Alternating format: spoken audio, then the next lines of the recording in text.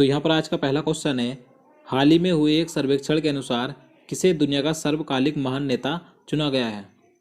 तो इसका answer option C हो जाएगा, महाराजा रणजीत सिंह को। तो देखिए अभी हाल ही में 2020 में BBC वर्ल्ड हिस्ट्रीज मैगजीन की तरफ से एक सर्वे कराया गया, जिसके अनुसार विश्व के सर्वकालिक महान नेता बने, जिनका नाम है महाराजा रणजीत सिंह। देखिए महाराजा रणजीत सिंह ये भारत के सिख साम्राज्य के 19वीं सदी के शासक थे, जिन्हें पंजाब का शेर भी कहा जाता था। तो आपको याद रखना है। देखिए ये पहले स्थान पर रहे, इनके बाद दूसरे स्थान पर रहे अलीम कार काबराल, ये दूसरे स्थान पर रहे, ये अफ्रीकी स्वतंत्रता संग्राम के सेनानी थे। उसके बाद तीसरे स्थान पर रहे विंस्टन चर्चिल। आप सभी इनके बारे में जानते हैं, ये ब्रिटेन के प्रधानमंत्री थे जिस समय दूसरा विश्व युद्ध हुआ था 1939 से 1945 के बीच। तो उस समय ये ब्रिटेन के प्रधानमंत्री थे। तो आपको याद रखना है, पहले स्थान पर महाराजा रणजीत सिंह, दूसरे पर अलीम कार काबराल और तीसरे स्थान पर विंस्टन चर्चिल। चलिए अगला क्वेश्चन देखते हैं। हाल ही में जारी फ्रीडम इन द वर्ल्ड 2020 की सूची में भारत को कौन सा स्थान मिला है? तो इसका आंसर ऑप्शन बी हो जाएगा, 83वां। तो देखिए अमेरिकी संस्था फ्रीडम हाउस ने अभी हाल ही में फ्रीडम इन द वर्ल्ड 2020 की सूची जारी की, जिसके अनुसार भारत को 83वां स्थान मिला। यानी कि पूरे विश्व में भारत स्वतंत्रता के मामले में कौन से स्थान पर आता है? 83वें स्थान पर। यहाँ पर हम बात करें पहले स्थान पर कौन सा देश है टॉप पर, तो देखिए टॉप पर 3 देश हैं, फिनलैंड, नॉर्वे और स्वीडन। ये तीनों देश टॉप पर हैं, इन्हें 100 में से 100 अंक मिले हैं। तो आपको याद रखना है भारत का स्थान 83वां है। चलिए आगे देखते हैं। असम द्वारा प्रोजेक्ट टाइगर योजना के तहत काजीरंगा के लिए कितना धन आवंटित किया गया है? तो इसका आंसर ऑप्शन सी हो जाएगा, 33 करोड़ रुपए। तो देखिए अभी हाल ही में असम राज्य सरकार ने काजीरंगा राष्ट्रीय अभ्यारण्य के लिए प्रोजेक्ट टाइगर योजना के तहत 33 करोड़ रुपए आवंटित किए हैं। और देखिए ये जो प्रोजेक्ट टाइगर योजना है, ये एक बाघ बचाओ परियोजना है। इस परियोजना की शुरुआत 1973 में हुई थी। तो आपको याद रखना है। यहाँ पर हम बात करें असम राज्य की, तो इस समय असम के मुख्यमंत्री कौन है? तो सर्बानंद सोनोवाल है, और यहाँ के वर्तमान में राज्यपाल हैं जगदीश मुखी। अब देखिए यहाँ पर शब्द आया है काजीरंगा। तो देखिए काजीरंगा राष्ट्रीय अभ्यारण्य कहाँ पर है? तो ये असम राज्य में स्थित है, और ये एक सींग वाले गैंडे के लिए प्रसिद्ध है। और देखिए सन 2006 में इस अभ्यारण्य को बाघ अभ्यारण्य के रूप में घोषित किया था, और ये अभ्यारण्य यूनेस्को विश्व विरासत स्थल की सूची में भी शामिल है। तो आपको सभी पॉइंट याद रखने हैं। चलिए अगला क्वेश्चन देखते हैं। तो अगला क्वेश्चन है, हिंद महासागर आयोग में 5वें पर्यवेक्षक के रूप में निम्न में से कौन सा देश शामिल हुआ है? तो देखिए महत्वपूर्ण प्रश्न है। तो इसका आंसर ऑप्शन ए हो जाएगा, भारत। तो देखिए अभी हाल ही में 6 मार्च 2020 को भारत हिंद महासागर आयोग में 5वें पर्यवेक्षक के रूप में शामिल हुआ है। तो आपको याद रखना है। अब देखिए ये जो शब्द है पर्यवेक्षक, इसे हम इंग्लिश में क्या कहेंगे? सुपरवाइजर। तो देखिए इसका अर्थ क्या होता है? किसी कार्य की निगरानी करना, देखभाल करना या देखरेख करना। तो हिंद महासागर आयोग में देखरेख करने वाला भारत पर्यवेक्षक के रूप में कौन सा देश बना है? 5वां देश बना है, जो कि शामिल हुआ है 6 मार्च 2020 को। तो आपको याद रखना है। अब देखिए ये जो हिंद महासागर आयोग है, ये दक्षिण पश्चिमी हिंद महासागर क्षेत्र में बेहतर सागरीय अभिशासन की दिशा में कार्य करता है। हिंद महासागर आयोग की स्थापना 1982 में हुई थी। तो आपको याद रखना है। चलिए अगला क्वेश्चन देखते हैं। तो अगला क्वेश्चन है, नेस्कॉम फाउंडेशन ने किस कंपनी के साथ मिलकर भारत में इनोवेट फॉर एक्सेसिबल इंडिया नामक अभियान लॉन्च किया है? तो इसका आंसर ऑप्शन सी हो जाएगा, माइक्रोसॉफ्ट इंडिया। तो देखिए अभी हाल ही में नेस्कॉम फाउंडेशन और माइक्रोसॉफ्ट इंडिया ने, इन दोनों ने मिलकर भारत में दिव्यांग लोगों के सशक्तिकरण के लिए इनोवेट फॉर एक्सेसिबल इंडिया नामक अभियान लॉन्च किया है। तो आपको याद रखना है, इस अभियान का नाम किसने लॉन्च किया है? नेस्कॉम फाउंडेशन और माइक्रोसॉफ्ट इंडिया ने, इन दोनों ने मिलकर। यहाँ पर हम बात करें नेस्कॉम फाउंडेशन की, तो देखिए नेस्कॉम भारत के सूचना प्रौद्योगिकी तथा BPO का एक व्यापारिक संघ है, जिसकी स्थापना 1988 में हुई थी, और इसका मुख्यालय नई दिल्ली में स्थित है। और वर्तमान में इसके अध्यक्ष हैं केशव मुरुगेश। तो आपको याद रखना है। यहाँ पर हम बात करें माइक्रोसॉफ्ट की, तो देखिए माइक्रोसॉफ्ट विश्व की सबसे बड़ी सॉफ्टवेयर कंपनी है, जिसकी स्थापना 1975 को हुई थी, और इसके संस्थापक कौन थे? Bill Gates. और वर्तमान में इसके CEO कौन है? तो सत्य नडेला है। याद रखना है। हाल ही में किस राज्य ने अंगदान तथा प्रत्यारोपण में तमिलनाडु और तेलंगाना को पीछे छोड़ दिया है? तो इसका आंसर ऑप्शन सी हो जाएगा, महाराष्ट्र राज्य ने। तो देखिए जो महाराष्ट्र राज्य है, इसे अभी हाल ही में मार्च 2020 में राष्ट्रीय अंग और ऊतक प्रत्यारोपण संगठन द्वारा मृतक अंग दान के क्षेत्र में सर्वश्रेष्ठ राज्य का पुरस्कार दिया गया है। यानी कि महाराष्ट्र राज्य ने सबसे ज़्यादा इस राज्य में शरीर का अंगदान और प्रत्यारोपण किया गया। इस मामले में महाराष्ट्र प्रथम स्थान पर है, याद रखना है। देखिए महाराष्ट्र राज्य के जो नागपुर, पुणे और औरंगाबाद शहर हैं तो ये इस मामले में प्रथम स्थान पर है, याद रखना है। यहाँ पर हम बात करें महाराष्ट्र राज्य की तो देखिए महाराष्ट्र के वर्तमान में मुख्यमंत्री कौन है, तो उद्धव ठाकरे हैं और वर्तमान में यहाँ के राज्यपाल हैं भगत सिंह कोश्यारी। चलिए आगे देखते हैं। इराक के राष्ट्रपति बहरम सालेह ने हाल ही में किसे प्रधानमंत्री के रूप में नामित किया है, तो इसका आंसर ऑप्शन बी हो जाएगा अदनान जुर्फी। तो देखिए यहाँ से आपको दो क्वेश्चन पता चल गए होंगे। इराक के वर्तमान में राष्ट्रपति कौन है, तो बहरम सालेह हैं, जिन्होंने अभी हाल ही में इराक के नए प्रधानमंत्री के रूप में नामित किया है अदनान जुर्फी को। तो आपको याद रखना है। यहाँ पर हम बात करें इराक की राजधानी क्या है, तो इराक की राजधानी बगदाद है और इसकी मुद्रा है इराकी दिनार। चलिए अब नेक्स्ट क्वेश्चन देखते हैं। हाल ही में किस देश ने प्रतिस्पर्धा विरोधी व्यवहार के लिए एप्पल पर 1.1 बिलियन यूरो का जुर्माना लगाया है, तो इसका आंसर ऑप्शन सी हो जाएगा फ्रांस ने।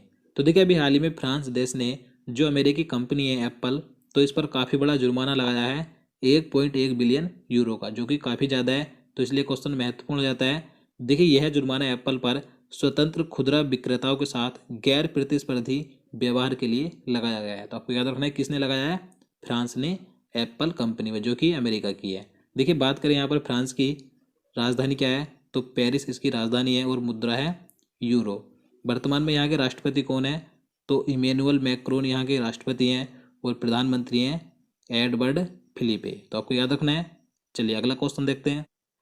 जम्मू कश्मीर के उपराज्यपाल जी.सी. मुर्मू यानी कि जगदीश चंद्र मुर्मू का सलाहकार हाल ही में किसे नियुक्त किया गया है, तो इसका आंसर ऑप्शन ए हो जाएगा बशीर अहमद खान को। तो देखिए अभी हाल ही में जो जम्मू कश्मीर के पहले उपराज्यपाल हैं जगदीश चंद्र मुर्मू, तो इनके सलाहकार बने जिनका नाम है बशीर अहमद खान। तो आपको इनका नाम याद रखना है। अब देखिए यहाँ पर हम बात करें जो जम्मू कश्मीर और लद्दाख केंद्र शासित प्रदेश बने थे, कब बने थे, तो आप नीचे कमेंट बॉक्स में बताइएगा। तो चलिए मैं आपको बता देता हूँ। 31 अक्टूबर 2019 को जम्मू कश्मीर और लद्दाख केंद्र शासित प्रदेश बने थे। जम्मू कश्मीर के पहले उपराज्यपाल बने थे जगदीश चंद्र मुर्मू और लद्दाख के पहले उपराज्यपाल बने थे राधा कृष्ण माथुर। तो आपको याद रखना है। चलिए आगे देखते हैं।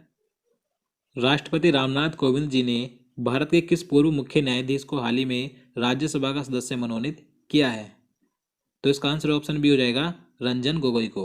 तो देखिए अभी हाल ही में भारत के राष्ट्रपति रामनाथ कोविंद जी ने सुप्रीम कोर्ट के पूर्व मुख्य न्यायाधीश रंजन गोगोई को राज्यसभा का सदस्य मनोनीत किया है। देखिए जो रंजन गोगोई हैं ये भारत के सुप्रीम कोर्ट के 46वें नंबर के मुख्य न्यायाधीश थे, जो कि 17 नवंबर 2019 को रिटायर हुए थे।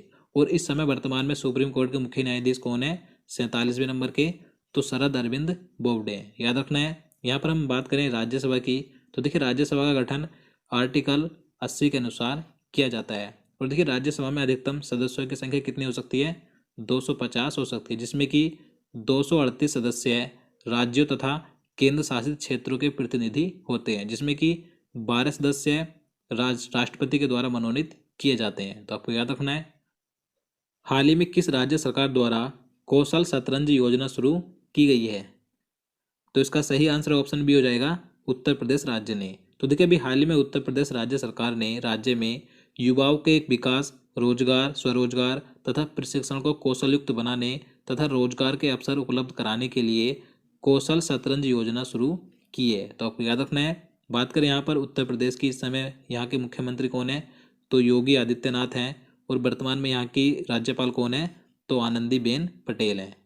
चलिए अगला क्वेश्चन देखते हैं। इनमें से कौन सा शब्द हाल ही में बांग्लादेश का राष्ट्रीय नारा बना है, तो देखिए मोस्ट इंपॉर्टेंट क्वेश्चन है, तो इसका आंसर ऑप्शन बी हो जाएगा जय बांग्ला।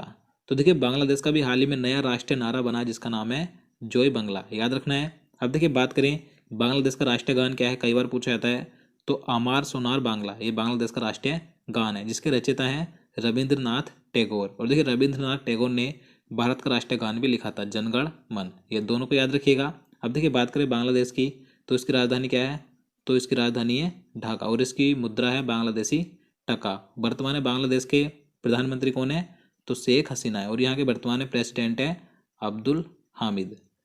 चलिए आगे देखते हैं। भारत ने किस देश में 3 स्कूलों के निर्माण के लिए 16 मार्च 2020 को एक समझौता ज्ञापन पर हस्ताक्षर किए हैं? तो इसका आंसर ऑप्शन बी हो जाएगा नेपाल। तो देखिए अभी हाल ही में भारत ने नेपाल में 3 स्कूलों के निर्माण के लिए 16 मार्च 2020 को एक समझौते ज्ञापन पर हस्ताक्षर किए हैं। भारत इन तीनों स्कूलों के निर्माण के लिए नेपाल देश को 10 करोड़ 70 लाख रुपए नेपाली रुपए देगा। तो आपको याद रखना है। देखिए बात करें नेपाल की, तो नेपाल की राजधानी क्या है? काठमांडू है। मुद्रा नेपाली रुपया है। वर्तमान में यहाँ के राष्ट्रपति कौन है? तो विद्या देवी भंडारी हैं और वर्तमान में यहाँ के पीएम है खड़ग प्रसाद शर्मा ओली। चलिए आगे देखते हैं। सार्क कोविड-19 इमरजेंसी फंड के लिए भारत ने कितनी सहायता राशि देने की घोषणा की है? तो देखिए महत्वपूर्ण प्रश्न है। तो इसका आंसर ऑप्शन डी हो जाएगा $10 मिलियन। तो देखिए आप सभी जानते हैं कोविड-19 क्या है? तो ये कोरोना वायरस का नाम है।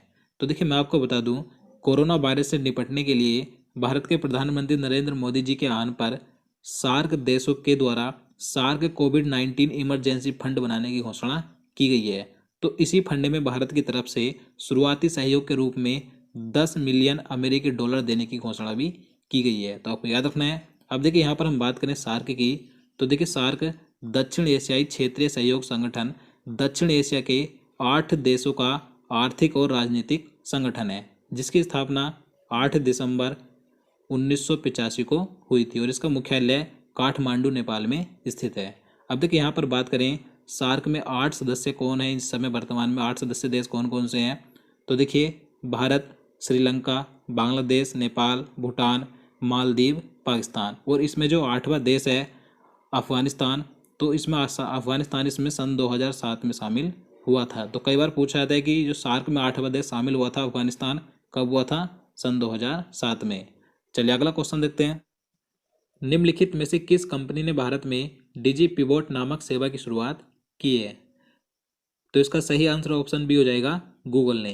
तो देखिए अभी हाल ही में गूगल ने भारत में महिला उद्यमिता को बढ़ावा देने के लिए डिजी पिवोट नामक सेवा की शुरुआत की है। तो आपको याद रखना है। यहाँ पर हम बात करें गूगल की, तो देखिए इसकी स्थापना 1998 को हुई थी। इसका मुख्यालय कैलिफोर्निया अमेरिका में स्थित है और देखिए इसके संस्थापक कौन थे? तो लैरी पेज और सर्गी ब्रिन थे और वर्तमान में इसके सीईओ हैं सुंदर पिचाई। निम्नलिखित में से किस टीम ने हाल ही में रणजी ट्रॉफी का खिताब जीत लिया है? तो इसका सही आंसर ऑप्शन डी हो जाएगा सौराष्ट्र ने। तो देखिए 2020 में रणजी ट्रॉफी का खिताब किसने जीता है? सौराष्ट्र टीम ने जीता है। किसे हराकर जीता है? तो बंगाल की टीम को हराकर जीता है और देखिए यह खिताब सौराष्ट्र ने पहली बार जीता है। तो आपको याद रखना है। तो अगला क्वेश्चन है, निर्भया केस के 4 दोषियों को फांसी किस जेल में हुई? तो देखिए आप सभी जानते हैं दिसंबर 2012 में निर्भया केस कांड हुआ था। तो उस समय के 4 दोषी पवन, विनय, अक्षय और मुकेश, तो इन चारों दोषियों को आखिरकार 7 साल के बाद 20 मार्च 2020 को आखिरकार सुबह 5:30 बजे दिल्ली की तिहाड़ जेल में फांसी दे दी गई। तो इसका आंसर ऑप्शन बी हो जाएगा कहाँ पर? तिहाड़ जेल में। कहाँ पर है ये? नई दिल्ली में स्थित है। याद रखना है। देखिए यहाँ पर हम बात करें, ये जो तिहाड़ जेल है ये भारत की सबसे बड़ी केंद्रीय जेल है। इसके बाद दूसरे नंबर पर येरवाड़ा केंद्रीय जेल, ये दूसरे नंबर की भारत की सबसे बड़ी जेल है जो कि महाराष्ट्र में स्थित है। तीसरे नंबर पर पूजल केंद्रीय जेल है जो कि चेन्नई में है। चौथे नंबर पर नैनी केंद्रीय जेल है जो कि उत्तर प्रदेश में है। तो आपको याद रखना है। तो दोस्तों आज के लिए इतना ही। उम्मीद करता हूँ आपको वीडियो पसंद आएगा। अगर आपको वीडियो अच्छा लगा हो, आपके लिए हेल्पफुल हो, तो प्लीज़ वीडियो को लाइक और शेयर करना, साथ ही चैनल को सब्सक्राइब कर लेना। तो चलिए मिलते हैं नेक्स्ट वीडियो में। जय हिंद।